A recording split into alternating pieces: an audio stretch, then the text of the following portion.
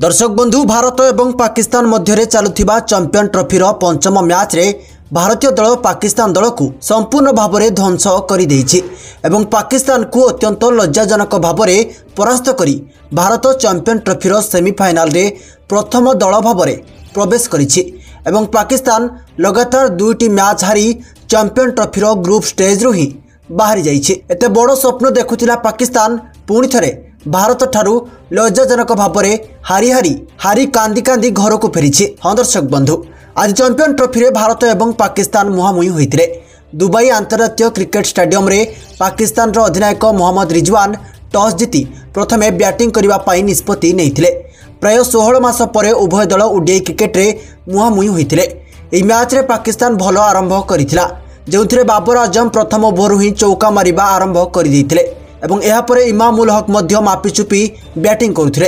किंतु मैच रो नवम ओभर रे हार्दिक पांड्या बाबर आजम को विकेट नहीं पाकिस्तान को प्रथम झटका देइथिले। बाबर आजम 23 रन करी पैभिलियन फेरिथिले।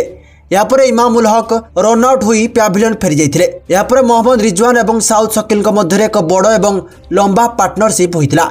एही दुई बैट्समैन चौका एवं छक्का मारी लगातार भाव में स्कोर को आग को बढ़ाई चलिथिले एवं 36तम ओभर पड़ुथिबा समय रे रिजवान 46 रन रे आउट हुई पैभिलियन फेरी जाइथिले। यापर साउथ शकील मध्य मात्र 62 रन रे आउट हुई पैभिलियन फेरिथिले।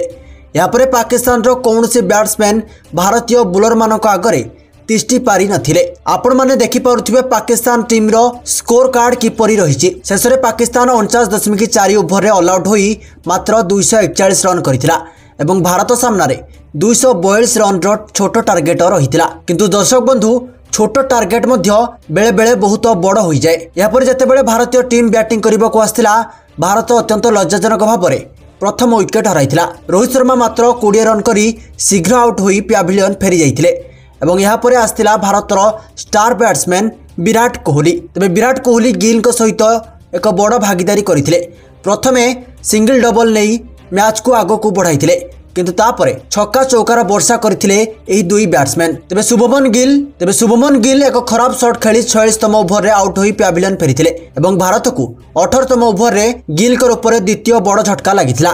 किंतु यहाँ पर आस्थिबा श्रेयस अय्यर पाकिस्तान बोलर मानकु गोड़ाई पिटिथिले। छक्का चौकार वर्षा करथिले श्रेयस अय्यर। स्टाडियम रो प्रत्येक कोण अनुकोण रे से छक्का वृष्टि करथिले। तेबे विराट कोहली मध्य तांको सहित पाकिस्तान बोलर मानकु प्रबल माड़ मारुथिले एवं निजर अर्धशतक पूरण करी निजर शतक आड़क अग्रसर हेउथिले एवं एही भली भाबे भारत लगातार आगकू बढ़ी चलिथिला। तेबे श्रेयस अय्यर आउट हेबा परे हार्दिक एवं विराट कोहली भारत को मैच जिताई देइथिले। तेबे आपण माने यहाँ पर कोन कहिबे गोटे कमेंट करी आपण मानकर मतामत दियंतु एवं जदि आपण माने हम चैनल ले नुआ अछंती तेबे वीडियो को लाइक करबा सहित चैनल को सब्सक्राइब करंतु।